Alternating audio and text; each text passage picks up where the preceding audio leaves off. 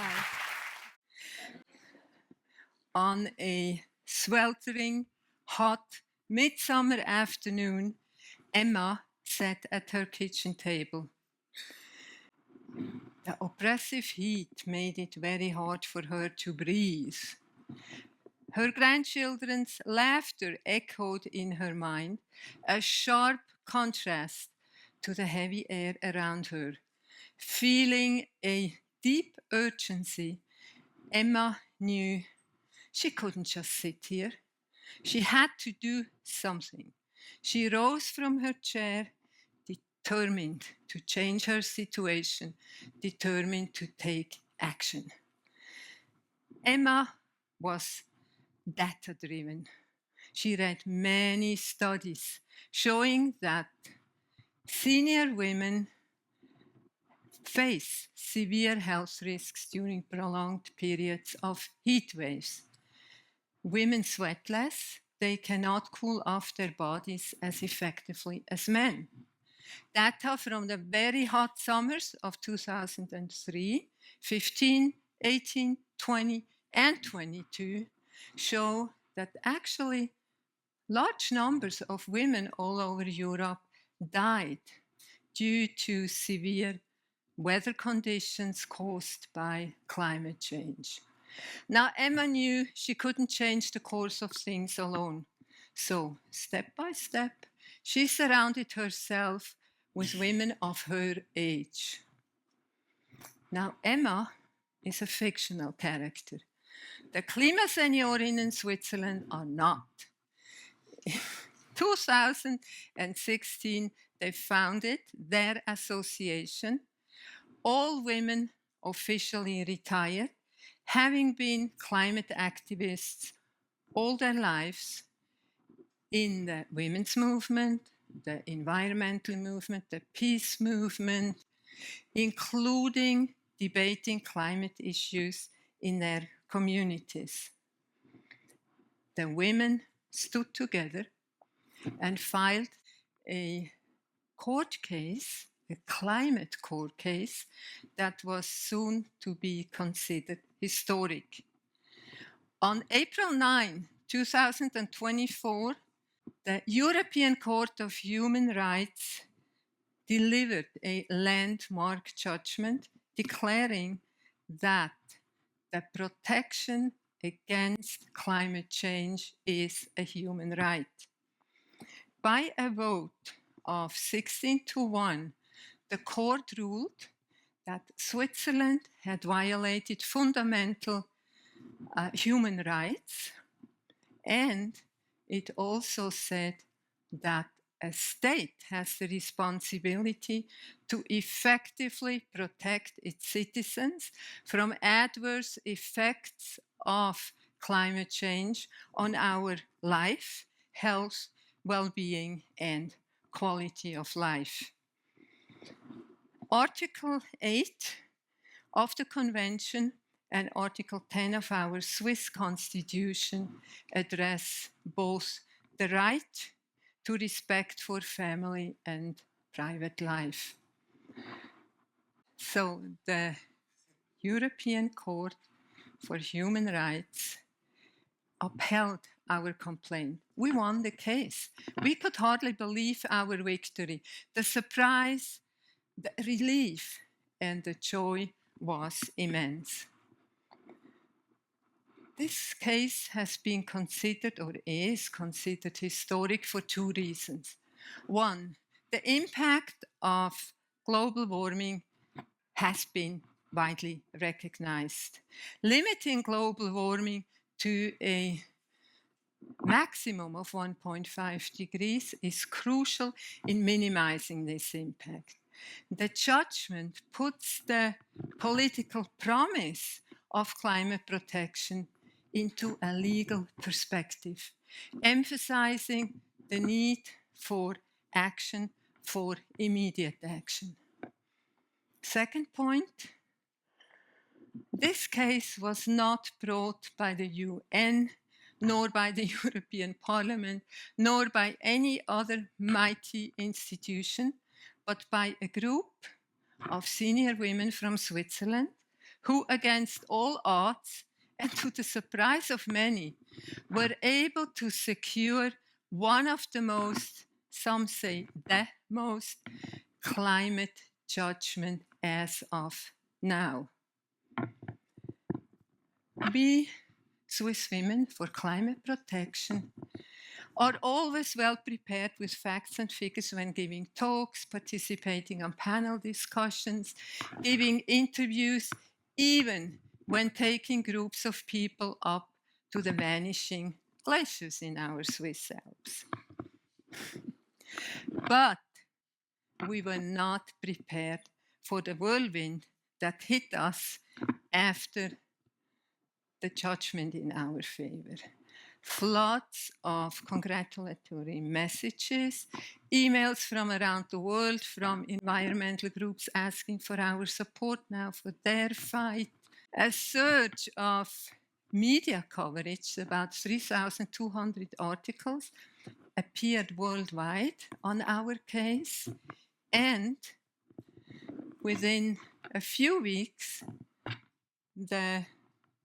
our membership jumped actually from 2,500 to 3,000 members.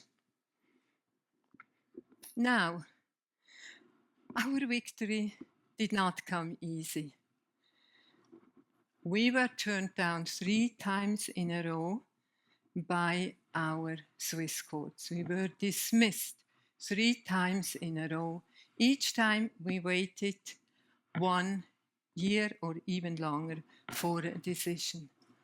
According to the Swiss courts, the impact of climate change on senior women is no different than on anyone else, anything else, including winter tourism. So putting the impact of winter tourism on par with climate change is life and death reality for senior women, in my view, expresses a lack of consideration. Another point was that Switzerland causes only a tiny fraction of CO2, therefore makes no difference whatever Switzerland does or doesn't do. Then I ask myself, do my taxes matter? The amount I pay is minuscule compared to the entire tax money pot of Switzerland. Can I simply not pay my share because it doesn't make any difference? Certainly not. And that is exactly what the European Court of Human Rights decided. We can prevent the disastrous consequences of climate change if we all carry a share of the burden. A share of what? How can you do a fair share if we didn't define it? The court also said we failed to quantify the limitations of national greenhouse gas emissions. How can we quantify? Through a carbon budget. A carbon budget, put simply, is the total amount of CO2 that can still be emitted by human activity while limiting global warming at 1.5 degrees. That is the target, the 1.5 degrees above pre-industrial level, that the world community, including Switzerland, has debated, has defined, and accepted by the Paris Agreement of 2016. And it is this inextricable logic that lies at the heart of this judgment. And it is the standard that every country, all those 46 countries that are a member of the Council of Europe, will need to comply with. Do your own fair share, each country, to calculate its own fair share of the remaining carbon budget, and then stay within that share. With all your activities, stay within that share. Because, as scientists tell us, this is the way that can save us.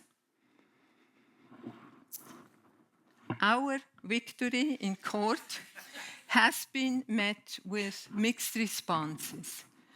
Some parliamentarians and a large part, actually the majority of the Swiss population, according to a media survey, believe that Switzerland is doing enough and that this judgment is unfair. Now, the backlash has been and still is stunning.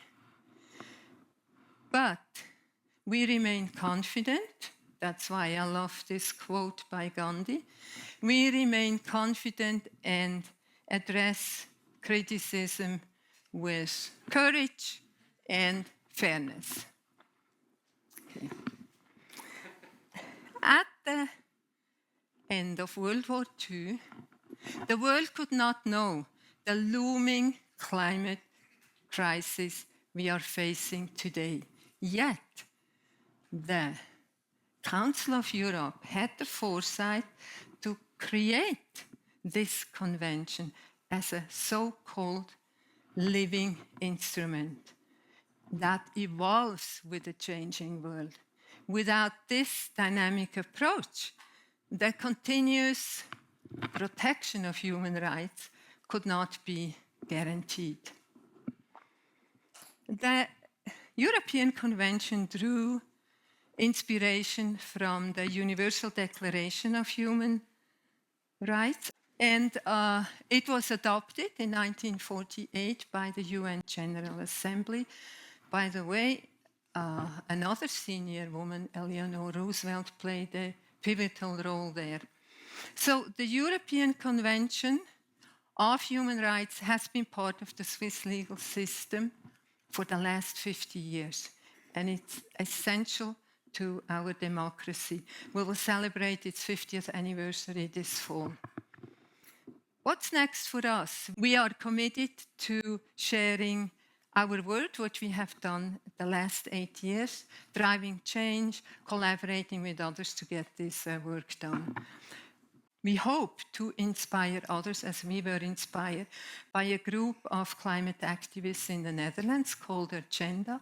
They were the first to sue their country for insufficient climate action. This inspired Greenpeace, our creator, our mentor, our great support. We aspire to show that our journey has led to mighty changes through persistence and determination. Now, a word about Emma. Once in a while, she still likes to sit and rest at her kitchen table. She had imagined her so-called golden years after retirement differently. But she found gold in community. She found gold in striving with others to bring about the change that's needed so that her grandchildren and the generations to come can enjoy this planet as it was granted to her and to the many generations before. Thank you. Thank you. Oh, thank you.